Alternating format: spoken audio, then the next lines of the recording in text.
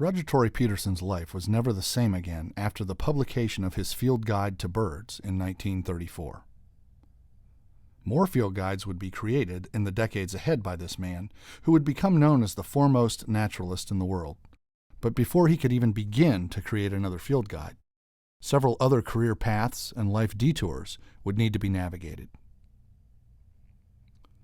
Soon after the success of the guide, Peterson was hired by the Audubon Society to assist with publications and outreach. For these projects, he brought to bear the same talents and Midas touch that made the field guide a success. His birdwatching pamphlets were instrumental in increasing membership in the Junior Audubon Club from 100,000 to 400,000. From 1935 to 1950, he honed his writing skills in a regular column called Bird's Eye View in Bird Lore, which would eventually become Audubon magazine. In 1938, his illustrated bird stories in Life magazine presented the world of birds to a huge national audience. From 1940 to 1943, he served in the U.S. Corps of Engineers and put his field guide talents to use creating plane spotting manuals. In 1943, Peterson met Rachel Carson and worked with her on studying the effects of DDT on birds and wildlife. Later, Carson's book Silent Spring showed the connection between pesticides and wild bird population declines. Peterson received the William Brewster Memorial Award in 1944, the highest award from the American Ornithologists Union. It is one of dozens of national and international awards he would be given for his contributions in the natural history field. In 1947, the Peterson Field Guide series was expanded to include subjects other than birds. It would eventually cover more than 45 titles. In 1950, Peterson received the John Burroughs Medal for nature writing, the first of many literary awards. Peterson was awarded an honorary degree in 1952 from Franklin and Marshall College, the first of 22 such honorary degrees he would receive. In 1953, Peterson and James Fisher, Britain's best-known ornithologist, made a driving tour around North America. This resulted in the book Wild America, considered a classic in natural history literature. Wild America would go on to captivate and influence many of the leading birders and naturalists of the late 20th century. With the help of Guy Mountfort and Phil Hallam, Peterson created a field guide to the birds of Britain and Europe, first published in 1954.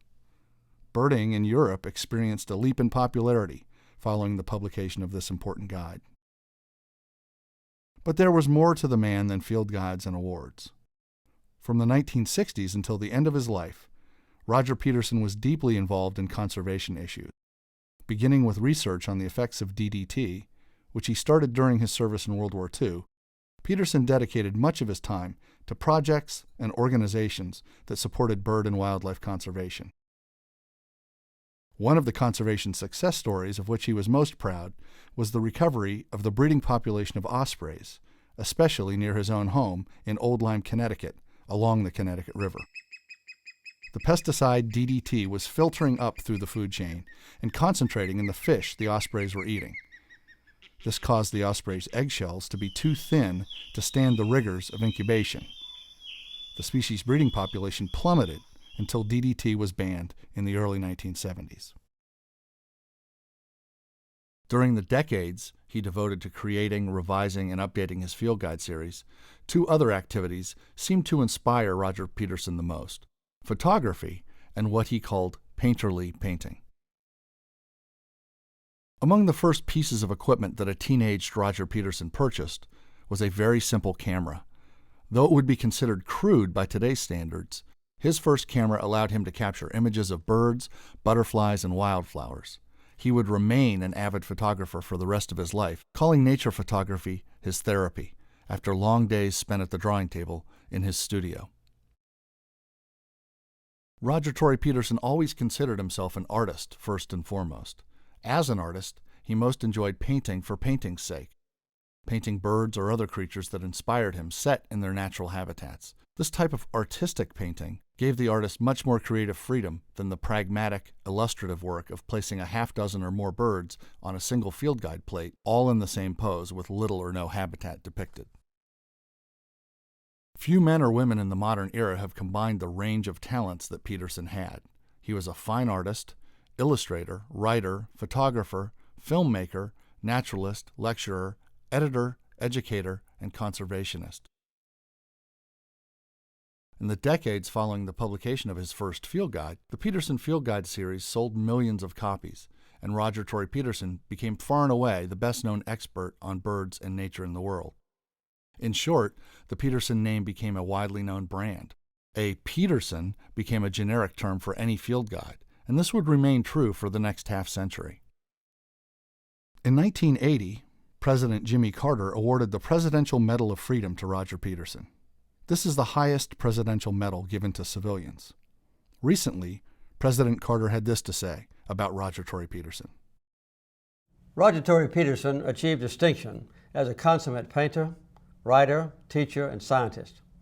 As an unabashed lover of birds and a distinguished ornithologist, he furthered the study, appreciation, and protection of birds the world over. And he did more. He impassioned thousands of Americans and awakened in millions across his land a fondness for nature's other two-legged creatures. In his later years, when his reputation and fame were well established, Roger Peterson was reluctant to say no to anyone who wanted their field guide autographed or to a fellow author who wanted a foreword written for a book. At birding festivals, long lines of birdwatchers would form, each person hoping not only for an autograph, but also for a brief audience with the elder statesman of birding. Peterson would stay until every guide was signed and every hand was shaken. At the time of his death at his Old Lyme, Connecticut home in 1996, Roger Tory Peterson was hard at work on a revision of the Eastern Birds Guide. A half-finished plate illustrating tropical flycatchers was sitting on his drawing table, a testament to a man who was obsessed until the end with teaching people about birds and nature. Roger Tory Peterson's mission of educating people about nature is carried on today by the Roger Tory Peterson Institute of Natural History. Located in Peterson's hometown of Jamestown, New York, the Peterson Institute houses most of his life's work in writing, painting, photography, his many awards, as well as his correspondence and much of his birding and studio equipment. But perhaps the most important aspect of Roger Peterson's legacy is the RTPI's outreach to teachers. Roger Tory Peterson credited his 7th grade teacher, Blanche Hornbeck, with sparking his curiosity about nature and starting him on the path to becoming the most celebrated naturalist of the 20th century. He recognized that teachers have unique opportunities to help young people develop a relationship with nature. The Peterson Institute provides professional development to teachers through an assortment of workshops, courses, publications, and special projects. Roger Tory Peterson's lifelong passion for birds, combined with a rare combination of talents to create field guides that changed the way we look at nature. He certainly was the foremost naturalist in the world, and his work, even today, continues to inspire and inform.